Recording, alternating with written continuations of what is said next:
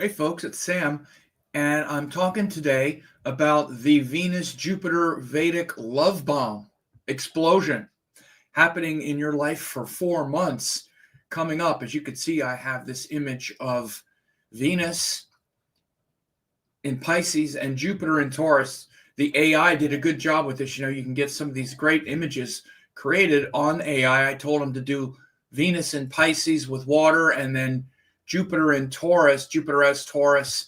So this is a great illustration of this shift that's happening, that's starting January 27th, as you can see here. Bring the screen up here. As you can see, this Venus-Jupiter exchange from January 27th until May 15th, a major energetic exchange from the two gurus. Now, they do give big lessons, but they're very different ones and very complicated ones. So that's what I'm going to be talking about today. Again, this is a big shift, as you see, January 27th until May 15th. So I'm calling it the Venus-Jupiter Vedic Love Bomb explosion because these two are much more antagonistic than you might think. And that's what I'm going to be talking about today. And before I dive in, do please like, subscribe, ring the bell to get notified of videos like this that I do all the time. Leave a positive comment. It does really help. And again, click like on the video as well. So as you can see here, one second, I got something going over here. As you can see, this Venus-Jupiter exchange from January 27th until May 15th is a big deal. It says on the screen, this is from email I just sent out letting my subscribers know, you ready for the upcoming love bomb that's about to explode in your life from January 27th until May 15th. There's going to be a wild shift, an exchange between Jupiter and exalted Venus. This is a major energetic exchange from the two gurus that will give big lessons, but very complicated ones, right? So sounds good, right? The two gurus, all good, right? So it's very easy to misunderstand why they are at odds with each other. I mean, Jupiter is good, Venus is good, so it's all good, right? Well, kind of, but Jupiter and Venus have a conflictual, antagonistic nature in you. Venus wants to enjoy this life and this world, and Jupiter mostly wants to leave this world and bridge to the other worlds, especially when Venus, or especially as he's the ruler of Pisces. So again, this is a very important thing to understand, that it, when we don't, and, when we forget our true nature as spirit, when we forget that we are the spirit, not the person in the body who is just here trying to enjoy life, then it's hard to remember these things, right? It's very hard to remember why is Venus Jupiter bad? What's bad about that? Venus gives me good things, Jupiter gives me good things, but every good thing isn't it's not a zero-sum game. What Venus, the part of you, and again, let's also be clear, the planets aren't giving you things. They're not, sorcerers that give you things. It's your nature, your desires for something. It's that channel of karma. By the way, I'm teaching a weekend course on understanding the 7 channels of karma. There's the Venus channel, there's the Jupiter channel. It's your karma, right? They're not up there doing something to you. It's your evolving Venus energy, which is the evolution of your desire. The evolution of your desire from something that is internal, which is your connection to beauty, happiness, and that thing evolving from something that's needy and greedy and wanting from others to something that is internal in your own heart, something internal in your own nature, and ultimately something that is transcendent, something that is transcendent of your life on Earth. The transcendent part is Jupiter, because Jupiter is the part of you that senses that there's something bigger than just this lifetime, the happiness that you can get from this world. And a lot of the happiness you can get from this world revolves around another person, right?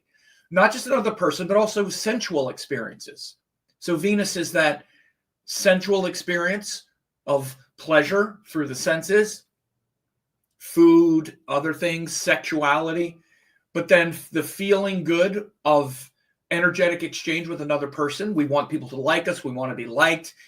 That happiness that comes, but then ultimately that bliss of the soul that's not bound to the karma of this earth. So your karma with Venus is that evolutionary process. Again, this is actually all the things that I'm also teaching this weekend. I already taught a free class on it a couple weeks ago as part of a larger course. But Jupiter is another channel of karma. And you want to understand something. These channels of karma are segregated. Just like you see one river, there's another river. They're not the same river. They empty into the same ocean, which is your consciousness is the ocean. But then there are rivers that empty into the ocean of consciousness. Jupiter is another river. It has nothing to do with the Venus river, the Venus desire. Jupiter is the desire to do the thing I said at the end, which is to find the transcendent part of life, right? This is why and it doesn't come naturally. We have to find a guru. We have to find teachings. We have to find things that uplift us and that connect us to something more than just our desires and our animalistic desires, because that's really also what Venus is. It's the animalistic desires. And again, whether we want to acknowledge it or not, your first relationship and your first connection with another person, particularly like if you say romantically, is through some kind of sexuality, even if it's not literally the sex. There's some romance, like, oh, they're cute. There's something about them that's pretty or cute, or I'm attracted. There's attractiveness.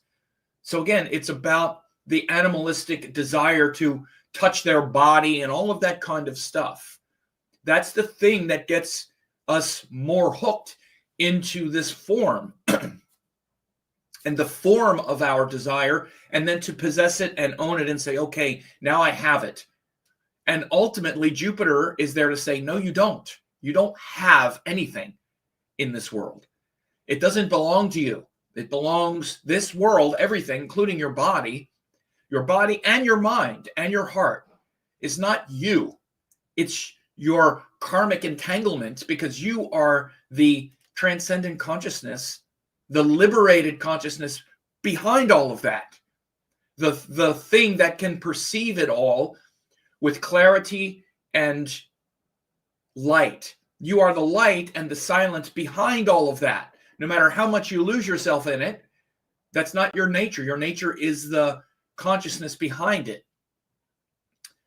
And that awareness and the desire to really connect with that, whether we know we're doing it or not, because many times we're actually doing that and we don't even know that's what we're doing. We don't know why we're unhappy and dissatisfied. And big Jupiter, quote, disappointed. You know, one of the things that's not talked about, it's talked about now more because I've talked about it now for a long time, is Jupiter is the disappointment with the things we have in the world as well. One of the biggest ways that Jupiter teaches us is through being disappointed with the world. Now, again, it can be the disappointment with other people, but it's also the disappointment with the religion we were raised in. It can, Jupiter starts to reflect on itself, and we don't really become spiritual until we also become disappointed in dogma and religion, because religion is not the culmination. Belief is not the culmination of being spiritual. And again, this is the kind of confusion I have to talk about a lot with people in this modern age, because particularly in the West, we think spirituality is what we believe. It's not. That's the most basic. That's analogous to Venus being what, the kind of food that tastes good, right? Our beliefs and our dogma is like just the beginning part of Jupiter. Spirituality is questioning that and finding that thing that's transcendent. By the way, those qualities of Pisces, like I said up here, those qualities of Pisces are what really makes Jupiter spiritual, but all of the planets are spiritual forces. But the way that Jupiter spiritualizes things is through this agency of disappointment. We get disappointed with things of the world, and one of the biggest disappointments that we have is with, what is it? Other people. This is why it's this soulmate fantasy thing. This is why I talk about the Venus-Jupiter soulmate fantasy. One of the biggest ways that Venus tries to connect us with the truth is setting this impossible, unrealistic projection and then getting disappointed from that, which we all do. It doesn't mean Venus has to be in Pisces for this to happen. This is just a natural thing that we all do. Our young relationships are all about this disappointment, this soulmate fantasy, and then being disappointed. That elevates our relationship with Venus and Jupiter. They both get, and we try to bring them together, right? We're trying to bring those two things together. So one of the things, as it says here, I decided to do these 15-minute diffusing the love bomb readings. I have a link there below the video. You can go and check that out, where I'm actually going to look at these things and go over your chart. As it says here, doing focus 15-minute readings, this Venus-Jupiter transit for you, those signs of Pisces and Taurus, those houses in your chart and the planets there for the next 4 months are going to be huge. I'm going to explain how that Jupiter-Venus will affect you. Soulmate fantasy, God or love, spiritual romance, spiritual and romance issues. So again, sex, connection, sex, beauty, connection, where you compromise is Venus. At times you diminish your value in order to have a connection with someone. Those higher values that you sacrifice are the Jupiterian ones. So that's really powerful. One of the things that happens, one of the issues and the problems that we have with Venus is, and with relationships, is when we feel like, oh, I compromised so much, I tried so much to get along with you, and you mistreated me, blah, blah, blah. Again, it's not like those things don't happen, but the thing we forget is that we did the compromise because we wanted the connection. We wanted the sex. We wanted the attention, the approval. Oh, he's cute. I really admire him. I love him, her, whatever. I want that person who I find attractive to give me attention, sexual attention, physical attention, praise me, like me. I want it for me. That's the Venus part. And make no mistake, you want it for you. And it's okay. That's what Venus is. You want to experience not just pleasure, but happiness, and ultimately dissolve that happiness into the bliss of the soul, because your nature is beyond. But if you get stuck in just the person, then you're going to compromise and sacrifice, or at least you might compromise and sacrifice some of your beliefs, your larger vision, your higher purpose. Look, I've said many times, if you want to see how spiritual you are, just get in a relationship. Just, get it, become attracted to someone and watch how quickly you'll be like, well, it doesn't matter that they're this. Well, it doesn't matter that they aren't as spiritual as me. They're this or that. I feel good around them. They make me happy, this or that. By the way, I'm not saying any of it's wrong. None of it's wrong. But you can see the conflict here, and all of us have it. Look, I've been doing these readings. I've been doing readings for 20 years. It's always the same conflicts. They're not even complicated. It's just people don't understand that's what they're doing, right? No one is a martyr because they're staying with someone who I'm more spiritual than this person, but I try to muddle through. All of us feel this way. All of us in some ways feel somewhat superior to the other person who's doing something to us that we're tolerating. And then when it ends, it's like, oh, I can't believe I tolerated all of that. Oh, yeah. Come on. You tolerated it because of what you were getting back, right? So again, the thing to understand is that tension in many ways is the Jupiter-Venus tension. Again, the deep inner conflict. Venus and Jupiter are the energies at odds inside of us, right? They are the natural enemies. Even though they're both givers, they give different things. So again, there's kind of a sympathetic opposite between Mars and Venus, Jupiter and Mercury, right? They're like opposites, and opposites attract and have a common theme. But for Jupiter and Venus, there's antagonism as they rule the 3rd, 6th, 8th houses from each other, right? So again, as it says here, a lot of those high values that you sacrifice up here often are those Jupiterian beliefs, larger vision, higher purpose. So it doesn't feel like when you're in the Mars-Venus dynamic, for example, it's like, okay, I get this, you get this, I understand what we're doing, right? That's Mars-Venus. It's an open conflict, but it's clear. Excuse me. That's why it's called an open conflict. We see it. Same with Jupiter-Venus. Well, you believe this. I'm sorry, Jupiter-Mercury. You have these beliefs, but I see these details. Okay, we can see where the thing is coming from. That's called an open enemy. You see it there. It's not really enemy, but you see what I'm saying. There's a natural harmonic tension and revelation. With Venus and Jupiter, it's not clear what's going on. It gets muddled. 3rd, 6th, 8th, 11th houses are not these open conflicts where it's like, okay, we're having this dialogue. It's like, I'm not sure what's going on. You're trying to do this to me.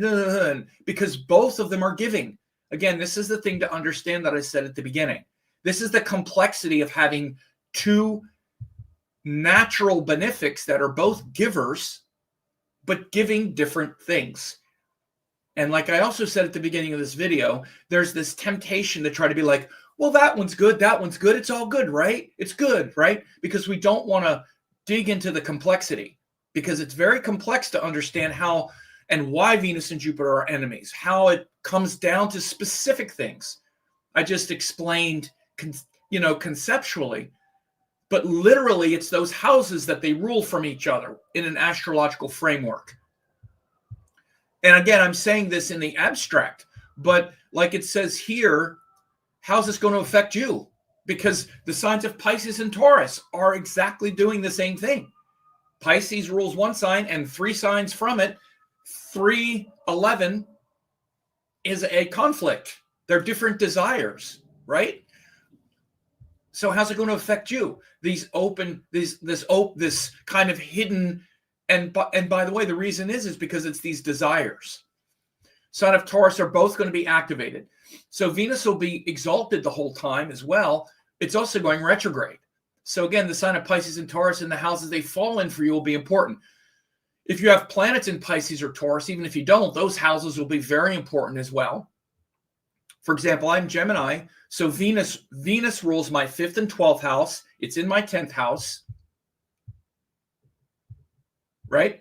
And Jupiter rules my 7th and 10th house, and it's in the 12th house. So that's just the baseline point that I start in this overcoming difficulty reading. I just start with that, but then I also have Jupiter in Pisces, right? So it's not only that those 2 house rulers are exchanging, but then I also have a planet in Pisces. I don't have anything in Taurus. So again, like let's say you're Scorpio. Well, Venus is going through your 5th house.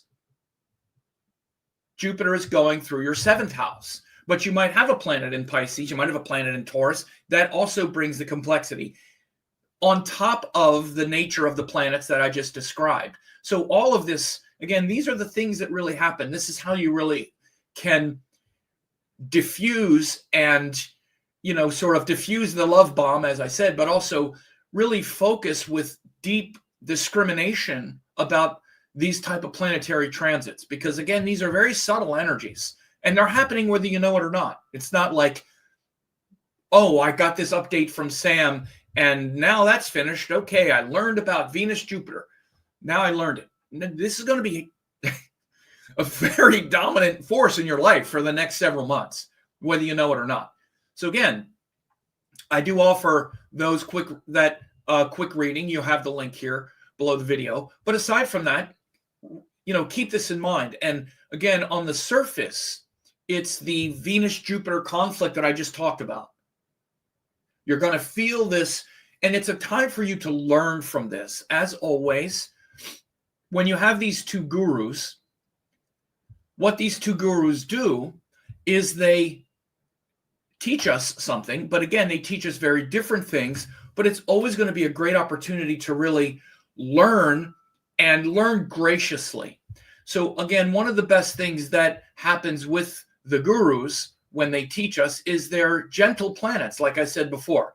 It's one of the reasons why when we get these gentle planets, it's hard to understand what's going on because they're givers. So for example, on a very simple level, you could very easily, and again, this would just be kind of like a pro forma interpretation. You could very easily, like, let's say, meet a new person who is very much at odds with your spiritual, beliefs. Again, the simplest kind of conflict, like with Venus Jupiter, is, sort of the oldest story in the book. She was a Christian, I was a Jew. She was a Christian, I was a Hindu. Whatever it might be. Like, again, our families were at odds, but we were in love. Again, it's very simple conflict, but not simple. It sets an entire trajectory because both of these are huge things that we have in our life and that we want in our life. We want the connection, and we need the salvation and the sense of purpose and meaning and hope. Another classic Venus-Jupiter conjunction or conundrum, I would say, is you get married with the Venus thing. You have a child, a kid, Jupiter, and now all of a sudden this how you're raising your kids becomes a huge thing. By the way, relationships in general, and I'm talking about successful romantic partnerships, need a Jupiter connection. Getting married is a Jupiter connection. Having the partner is the Venus part. But then where are we going with this is the Jupiter part. For example, how many relationships end because one person wanted to get married and start a family and have kids, and here's where we're going is Jupiter. Jupiter is, we're not just living right now, satisfying desires and trying to be happy. That's Venus. And that gets us somewhere because now we're engaged, we're connected, we're attracted. You make me feel good, I make you feel good. Great. Well, what if one of them is like, okay, so now let's go to the next level and have kids, get married, da-da-da. And the other one is like, oh, I don't know if I want all that. That's a Jupiter crisis. Also Saturn making a commitment. But Jupiter is the sense of meaning and purpose that you wrap up in the other person, how inspired they make you feel about the next thing. By the way, it's also why relationships ultimately need to be about a Jupiter principle, because our life becomes about a Jupiter principle. We can get married in the Venus part, but again, and let's say that we both agree about the kids and all that stuff, right? Okay, we agree about the kids, but then we have the kids and we're doing the thing that we like, yes, this is going to be our life. And then we see how one person is raising the kid different than the other person is raising the kid. Well, that's a sense of principle. I don't want my kids raised with those kinds of Jupiter principles. And I realized after we had the kids that we didn't have the same beliefs. We probably knew it in the beginning, but we went along with it because we wanted that part of it. And how much do people stay together anyway? You stay together for the kids. You don't just break up easily anymore. Again, Jupiter, Venus, in this they're kind of locking each other in because we're getting something. They're both givers. Venus is giving us the connection. Jupiter gave us the kids, but now we have this higher thing that we came together for. So now we're going to stay in this thing together. And again, I see there's a lot of statements here. Having different beliefs is the main cause of divorce. For sure. Someone said here, and they misunderstood. I never understand why people act like spirituality is superior to religion. Maybe you think I said that. It's not. Religion is the first part of spirituality. First, and everybody, again, even the term religion is really just what we believe. We all have a belief. It doesn't mean we're all religious, but we all believe something. And it's no big deal to have a religion.